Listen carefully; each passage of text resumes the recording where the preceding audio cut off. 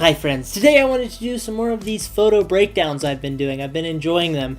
And continuing on the theme of desert excursions that I've been on recently, I am going to share with you some photos from another desert excursion, this time regarding my trip to Moab. If you don't know, Moab is a bomb. But it's also a desert town in Utah. One thing I've learned moving to this side of the country is that there are a lot of different kinds of deserts. You have your sandy deserts that you'll find in, like the Sahara, big sand dunes and such.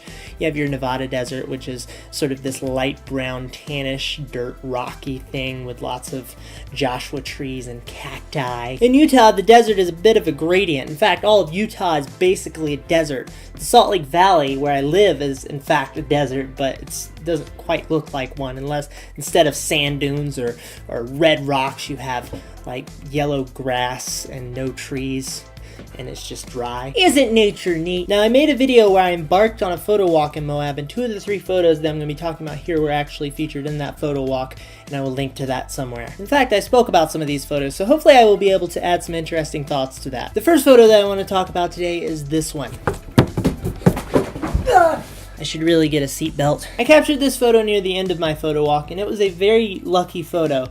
You don't come across old jalopy camper vans like this very often, and 2 of them back to back in such an aesthetically pleasing fashion. Come on. This is why it's good to always be on the lookout for a photo, and these photos don't always come around.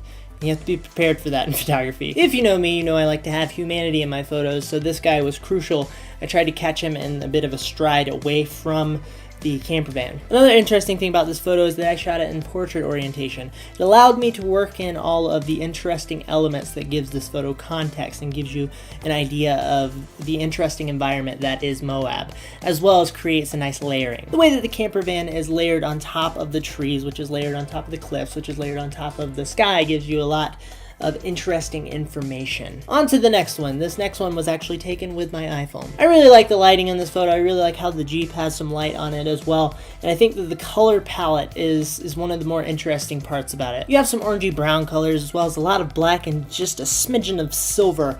I think that this photo has a very interesting, minimalistic, and bizarre color palette. I would identify myself overall as basically a documentary photographer.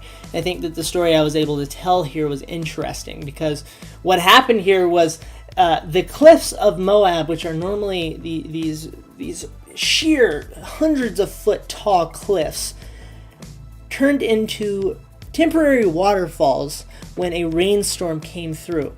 Apparently this happens whenever rainstorms comes through. I didn't realize this until we were caught in the middle of a rainstorm and waterfalls sprouted off the side of these enormous cliffs, and it blew my mind. It was one of the more mesmerizing, beautiful, and intense things that I've ever experienced, and being able to capture a sliver of that in a photo is something that makes me happy. This photo is my favorite photo from this particular trip to Moab, and I absolutely love it, and there are a lot of interesting things about this photo to me. The people in the background have interesting expressions. The people in the foreground are all in mid-stride, which is hard to do.